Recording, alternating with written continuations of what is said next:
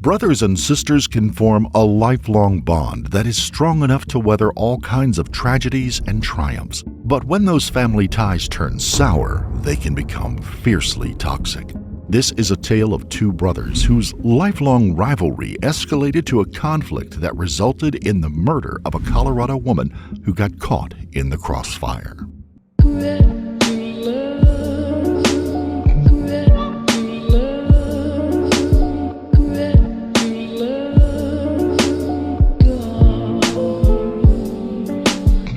Before we begin, we would like to extend our deepest sympathies to the family and loved ones of the victim in this case, Veronica Seranana. Christopher Moffat and Veronica Seranana were in a relationship for 4 turbulent years. The good times were punctuated by Chris's violent outbursts. Despite his brutality against Veronica, Chris viewed their coupling as a beautiful love story. In reality, it was far from a storybook romance. In January of 2019, 5 months before Veronica was murdered, police arrested Chris for assaulting her. She told investigators he had been physically abusive to her more than 100 times over the course of their relationship. The most common method he used for hurting her was to force her down on her back and cover her mouth and nose with his hands so she couldn't breathe. The first time he strangled her, she lost consciousness. Chris was arrested in January for the incident. That charge, however, was dismissed in April. The following day, he assaulted Veronica again.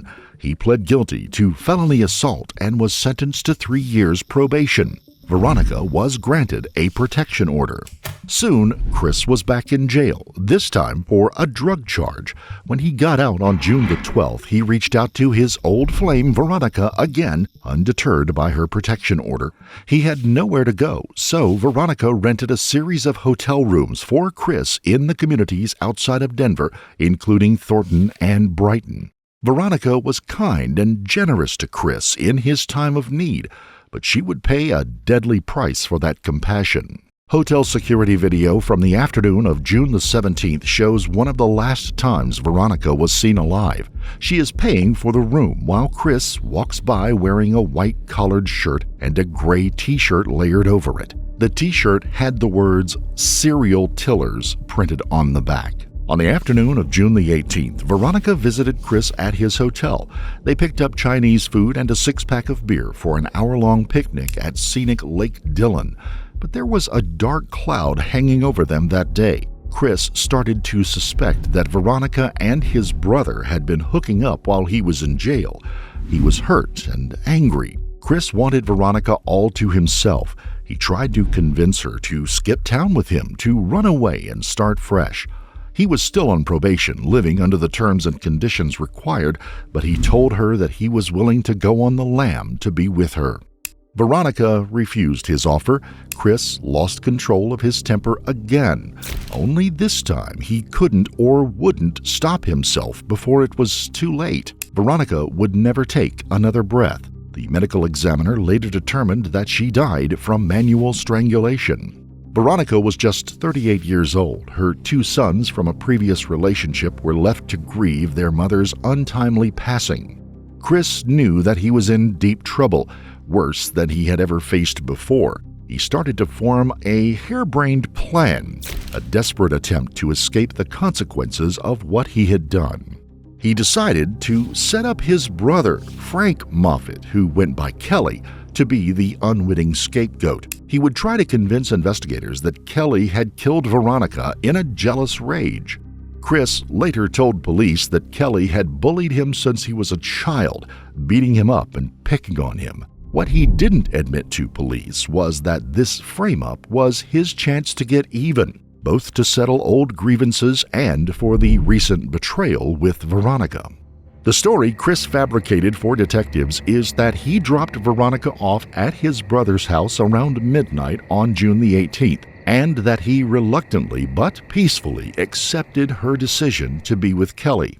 That evening, text messages were sent from Veronica's cell to Kelly's. In an affidavit connected to the case, investigators implied Chris may have sent those texts. Chris was spotted on a security camera loitering around Kelly's house around 1:30 in the morning on June the 19th, but Veronica was nowhere to be seen. Kelly lived in Arvada, a suburb about 12 miles northwest of Denver.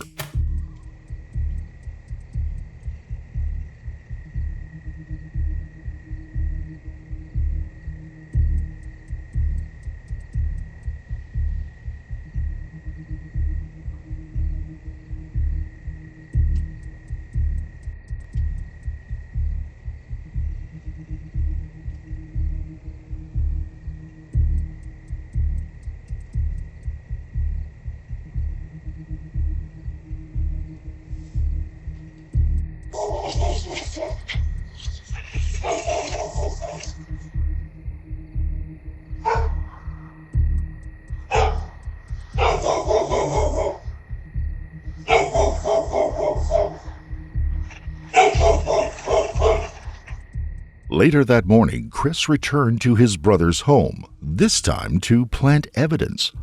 In this video, Chris can be seen hanging Veronica's purse on the dog gate at Kelly's door. Kelly and his housemates found that purse the next morning but didn't know that Veronica was lying dead nearby.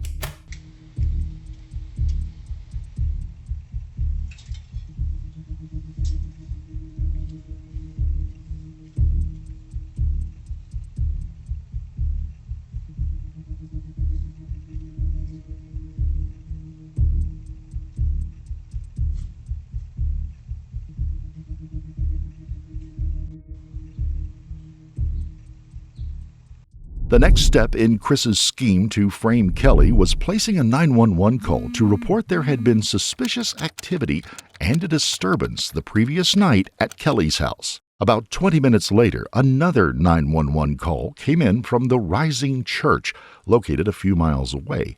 An employee there told the operator that a man matching Chris's description had walked into the church claiming his brother had killed his girlfriend and stashed the body in his car. Police descended on the scene of Kelly's home to search for the vehicle. They found the white Ford Escort parked near his home. Veronica's body was in the back seat, hidden under garbage bags and a rolled-up carpet destined for the dump. Kelly later told police he had loaded the broken-down beater with the trash because he knew it was going to be towed away. Based on the 911 calls, police moved in to arrest Frank Kelly Moffat. He didn't get a friendly knock on the door. Given the corpse in his car, his arrest was handled with caution. He was treated as a dangerous suspect. First, the officers fired flashbang grenades to attract attention, then loudly commanded him to exit the home. Arvada PD! Make yourself known!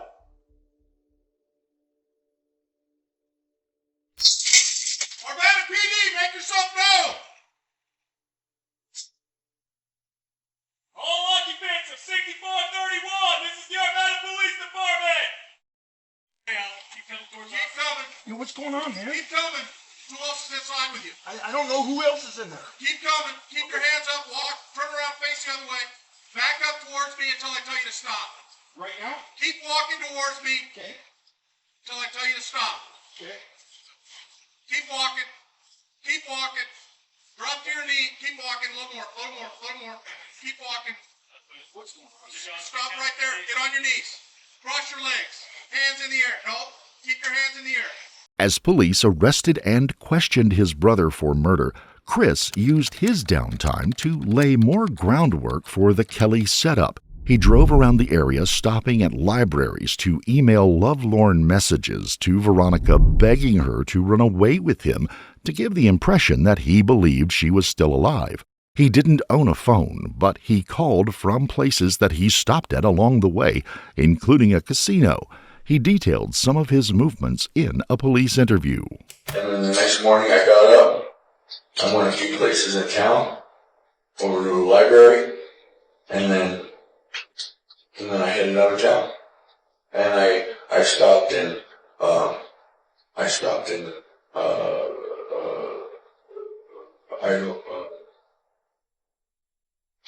Georgetown and used the library there and emailed Veronica. I tried calling her one other time. I stopped in Frisco, I think I emailed her from the library at in Frisco, and maybe in Silverthorne. And she wouldn't answer my calls. She wouldn't answer my emails. Detectives recovered this voicemail Chris left for Veronica. Hey, babes. I know that we said that we weren't going to contact each other, but I just wanted to call and ask to see if maybe you'd change your mind one more time. You know, that was a really nice date that we had. You know, I understand you wanting to choose Kelly over me because he treats you better, but he just wants you to do drugs. The only reason that I ran from my problems here was to try to keep you away from drugs and him. He's a bad person. He's been bad his whole life. So, I don't know. I might try to email you. But it's never too late. Just don't go with him. Come with me. You know? Don't choose the drugs and the stuff over, you know, that's what I wanted. I wanted to get you sober. That's what everything. That's why, you know, when we had that incident, I threw your drugs in the toilet because you act like a totally different bad person. And they're bad for you, and your face doesn't look as beautiful. You know, when you quit doing them, you get better. Please, whatever you do, thanks for helping me out with the car, and as soon as I get the money to buy it, I'll send you the title. Or send me the title, and I'll send you the cash first, like we talked about. And I'll always love you, babes. I mean, babes forever. So, Kelly, I say. Chris's explanation for why he was driving around in Veronica's car was that she felt bad about betraying him with his brother. To make amends, she turned her vehicle over to him so he could leave town. But that contradicts his own statements to police that the reason he was planning to skip probation was to support Veronica's well-being. If she wasn't willing to go, then why would he need her car to leave? Chris stated that he agreed to send Veronica $2,000 for her car when he had the money, and she would send the title in exchange. Police asked Chris to provide a timeline. He claimed he took Veronica to his brother's place in the car and dropped her off around midnight. He then drove around the mouth of the Black Rock Canyon and slept in the car. When detectives informed Chris that Veronica was the victim of a murder investigation, he faked surprised reactions. Well, I want to talk to you, but I don't want to waive my rights. Okay. Well, that's your choice. I can't. I don't want to be honest with you, but we're here to talk to you because Veronica's dead. I just want to chat about it now. What fucking mean, dude? Are you fucking kidding me, dude? No, I wouldn't. We didn't drive all the way up here, you know, just to joke with you, you know what I mean? We're investigating her death. And you can understand why we would want to talk to you because obviously you were arrested tonight with her car, and you had made some statements to these guys here that you last saw her, last night, okay? So you're potentially one of the last people to see her alive, and so we're trying to figure out what happened, what's going on. I'm not accusing you of anything, but we want to communicate. What you need to do is you need to look through the fucking information. You need to go through her fucking messages. You need to go through her phone. You need to go through her email. My fucking brother is a piece of shit, dude. And she's been two-timing both of us. You look into what she's been doing. And she picked my brother. She gave me $300. We went and ate dinner at Summit County.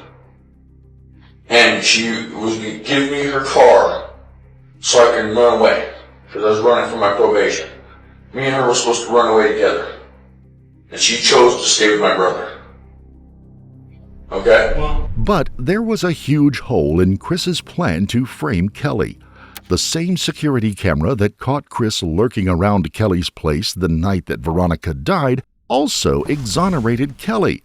It proved he had not left the house all evening. And although Chris said he dropped Veronica off there, she did not appear on the recording.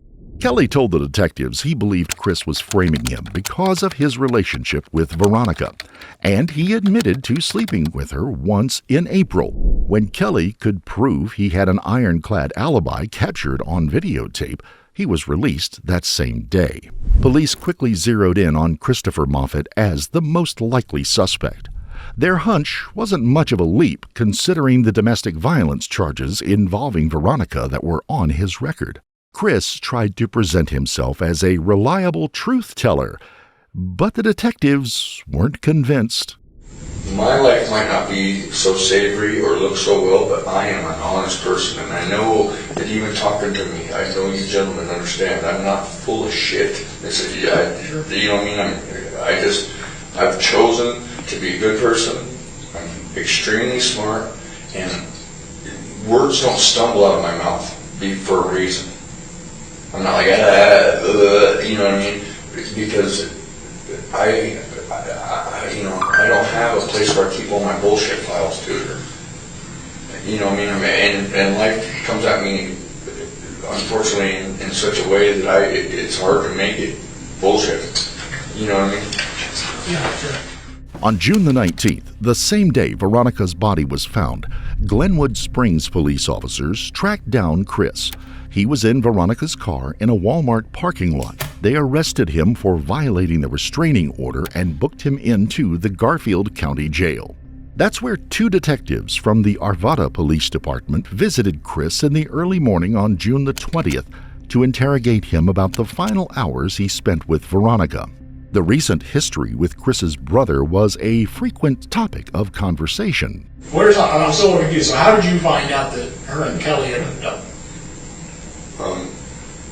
She was talking about my brother, and I knew that the way she was talking about him, that she was talking about him like they had hung out, and I asked her if she'd been fucking Kelly, and she told me she had been. And she told me she only did it once. But I happen to know since then that she had been doing it the whole time. She'd been telling me, look, wait till you read her messages. So how do you know that? You keep telling me to look through the messages. So what is in the messages? Her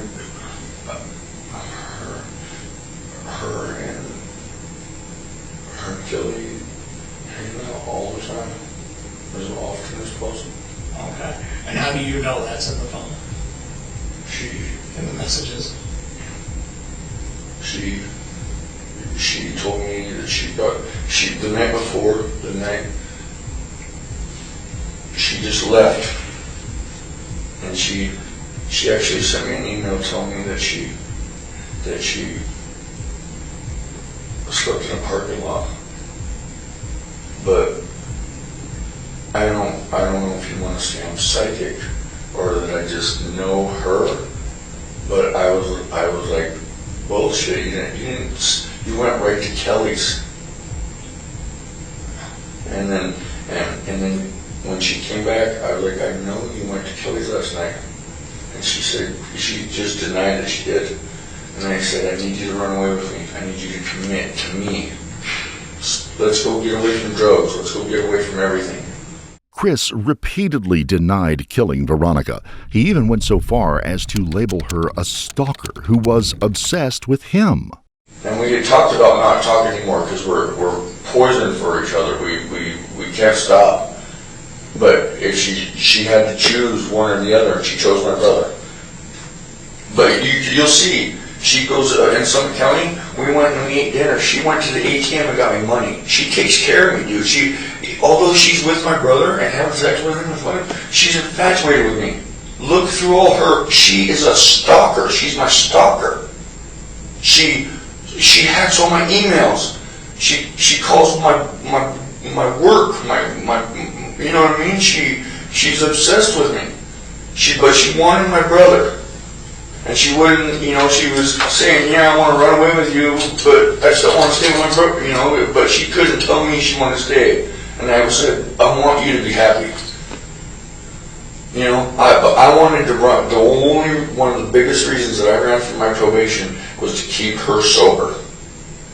She is beautiful when she's sober. I want my brother's done. I gave in. I was like, if that's what you want, let's just stay, but I need help. And you could tell she felt guilty. That's why she gave me the money and let me take her car, because she felt guilty. But it was the drugs. I could tell that without drugs, my brother would have no contest with me. I could win it hands down. You know what I mean? But that was all the same day then, right? Am I understanding you right? Okay. Do you remember what time she got up there because you said she wasn't staying there, right? So that room is for you. She bought it for you, but she wasn't staying there. She came. I don't know exactly when it was, but she came in the afternoon. Okay. And she had rented the room for me. She was with me the night before until about 8 or 9, and then she took off to Denver.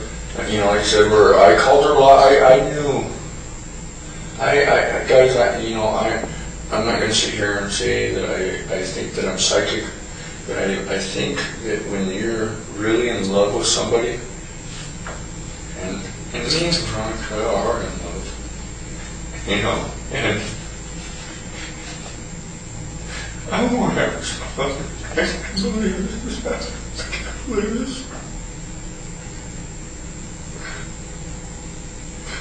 So Chris, who was 36 years old at the time he killed Veronica, told investigators that the bad blood with his brother went back a long time, way before Veronica came on the scene. It started in their childhood. And he threatens me. He threatens me. Every time. I mean, it's either do what he says, or he'll beat shit out of me. You know what I mean? Literally. And it's been that way since I was a kid. They used to torture me when I was a kid, beat me up, give me fake garb, fucking smother me, and I was just a little boy. You know what I mean? And then they'd talk me into being on their side again and forgiving them. And I'd lie to my parents and say I was on my bike when I got hurt. You know what I mean? And it was really my brother been beating shit out of me all day. And when you look through her messages, I guarantee my brother, I know my brother, dude. He's just user 101. He'll milk you fucking dry until you ain't got nothing left, and then still drown you after that if you let him, because he's done it to me. You know what I'm saying? He's done it to her. 4 months after Chris went to jail, he had a surprise video visit from his younger brother, Kenny. It was so unexpected that he hadn't even thought to check the visitor log. The intersection between these two brothers was a stark contrast for the animosity Chris felt towards his older brother, Kelly. He was clearly moved to hear from his younger brother, Kenny, and thrilled that his little brother made such an effort to contact him while in custody. Let me get a headset. Hold on, I didn't expect you to be there. Give me a second.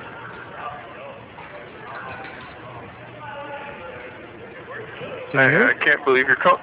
Yeah, I can't believe you're calling. I can't believe you're calling me, dude.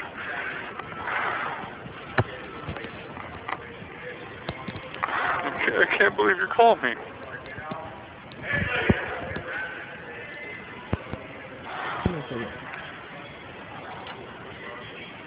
Hello. How you doing? It's loud in there, huh? Yeah. I love you. I love you too, bro. You look good, man. You look good. I like that beard. Yeah, you look good too, bro. What's your name? Hey, you have no idea what it means to me. You called me. Well, dude, I didn't even know, what was going on. I got your back, dude. Forever. I'll never quit that. Well, I'm here to tell you, man, life's tough, brother. Don't ever give up on nothing I got for you, bud. Yeah, do you know what's going on with me, bro? I mean, do you have any idea? A little bit, yeah. Okay. Well,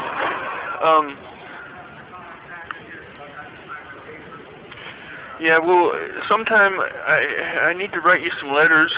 Yeah. I need to yeah, we you know, I'm facing a lot of trouble. I understand. And we need But to, yeah, I mean, you still need to keep positive and do the best you can, man. You know what I'm saying? I am, dude. I'm not saying you have no idea. I know. I just know how it could be, and I know how I'd be, man. And I'd want your help. You know what I'm saying?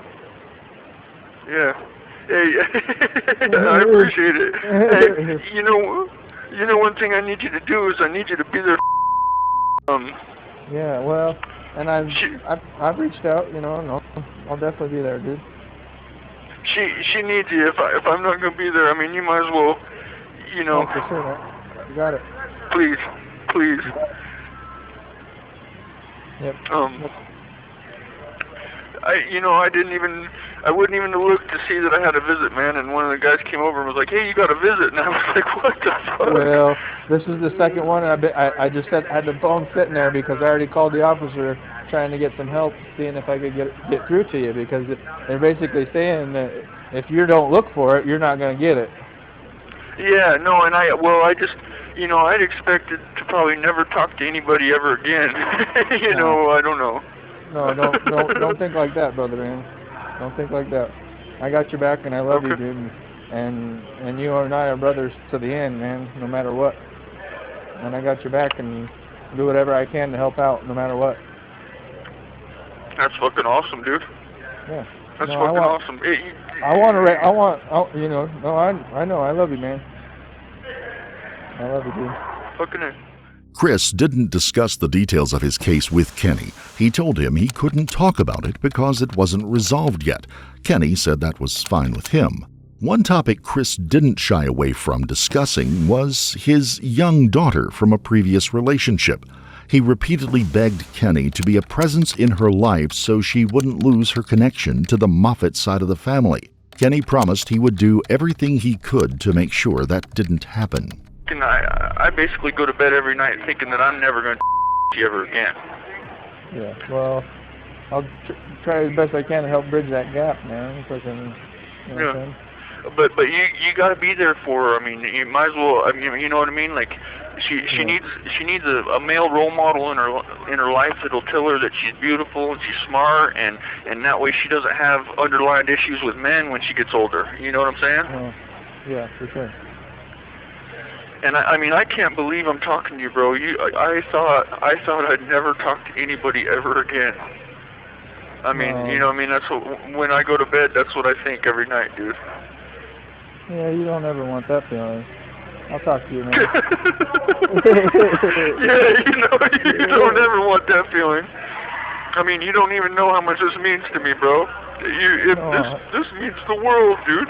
Well, and it was cool to look at the phone and see your face, dude. I was about to hang up on the fucking thing because I'd already been waiting for it. Well, I would have never looked at it. This is the second time I've done this. This is the second time I've done this. No, I never come over to this kiosk like I would have never have guessed, bro. It means the world to me. Well, thank that dude, man. Because I appreciate that too. No, I don't know what he did. I love you. I love you with all my heart and soul, Kenny. I love you too, man. I love you too. I'm so glad you're doing good, man. I can't even believe it. No fucking way. Chris and Kenny started having regular video calls from the jailhouse, and they give a glimpse into what daily life is like for inmates. It's been kind of crazy. Last night, somebody tried to escape out of here. Really? Oh yeah, no, they tried to climb the cage and pry it open and get out of here. They know where you're going. No, yeah, they make it pretty much impossible, but you know, the whole world like that nowadays, you wouldn't be able to do it. Yeah, no, dude, I think dude was facing like, you know, a couple 100 years though. You know what I mean? Yeah. No, yeah. Pretty crazy. Oh, you see there, we're all locked down. They make us stay in these little rooms here. They're like little caves. Did they change that? Each one of these. No, all this out here is like the day room, and then these little rooms right here are 12-man caves. Yeah, Okay, they I got see 'em. 12 beds in there. Yeah, And you see the dudes hanging out. We're in lockdown right now, so we can't even come out in this room unless and they letting me out because I have a visit. Otherwise, we can't even be out here in this big room right now. Really? Yeah, That's no, crazy. it's called. Yeah, and they lock us down. We're locked down at night, and then we're locked down after breakfast and after lunch and All after because of dinner. that, what happened over there? Yeah, but what happened, them trying to get out of here, no, they locked us down all day, and you know, that happens, sometimes they lock the whole facility down like that. Yeah. Yeah. But, Pretty you know. crazy. And then I got my beard trimmed up a little bit, otherwise I was pretty shaggy, and I don't even realize it because of the mirrors in here, you can't even barely see into them. Looking at yourself. Yeah. They're not glass. They're made out of metal, and you know, people have been washing them, and they made them to where you can't barely see into them. It's all it is just a polished surface. Exactly. You got 10 minutes of buffing first. Exactly. It's kind of like trying to shave into a kitchen sink. You know what I mean? You know, like looking into a kitchen sink. You know, every now and again you can catch something. Yeah, that's right. You know, I can tell I got an orange shirt on, but that's about it. That's about it. Yeah. That's the whole fucking thing. Oh, for real. But, absolutely. And then tomorrow we get commissary. Thank you for that. Everybody's running around on shots of coffee and eating honey buns. Yeah, it's a little different around here on Saturdays. And is it different than where you were at before? Yeah, you know, there we were kind of stuck in our cell most of the day, and so you were in there by yourself or with a cellie, and here it's kind of an open environment, and so yeah, there's lots of wheeling and dealing that goes on. Okay. Is it better or is it worse? It's better. It's better for time and better for my mind. You know, I'm not staring at the wall, but I'll talk to you in a couple days, brother. I love you. I'll talk to you soon. Sounds good. Love you too, man. All right. Good to see Awesome. you. Looking good, man. The day before Thanksgiving, Chris's dad joined in on the video visit with Kenny. It was an emotional father and son moment. Dude, I stay pretty happy in here, and you know, there's a little bit of negativity with, you know, some guys going through some tough stuff, but a lot of us guys are reading the Bible together, and you know, we got our own little cave of people. It's like about 10 people that we sleep real close to. You know, there's no cell door or anything to keep us in this big room, but we got our little caves, man, and we got a pretty good cave of guys, you know. You know, talk about God a lot and pray and try to keep things upbeat and happy, and so, you know, things go good, man. Yeah. No, that's Absolutely. good. You gotta keep it as positive as you can. Yep. You know that. Oh yeah, for sure. And no matter what, Dad, you know, things get tough, but don't you worry. You know, we need to be happy and you know, what time we've got and the communication that we can get into and letters and talking. You know, make sure to stay happy, Dad. You know, I love you with all my heart and soul, and I miss you all the time, and I think about you all the time, and that's really what's important. I got you. It's a tough one. I know. I know, Dad. Don't you worry. I wish I was there to see you, and you never know how things will work out, but you know, you're in my heart and on my mind almost 24 hours a day, 7 days a week. So that's what's important. I love you. Love you too. All right. Yeah. In the end, Chris's plan to frame his brother fell apart because investigators didn't believe his story.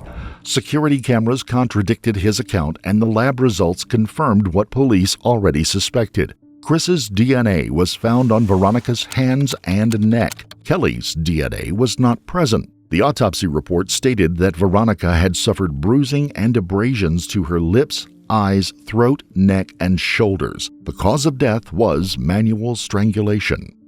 Christopher Moffat pled guilty in 2021. The plea deal dropped the original charges of first-degree murder and tampering with physical evidence. Jefferson County Judge Diego Hunt sentenced Chris to 40 years in prison for second-degree murder and 15 years for tampering with a deceased human body, plus 8 years on parole. If you found this case compelling, don't forget to like the video, comment down below your take on it, and please subscribe to the channel. We're on our way to 1 million, and we'd love to have you along.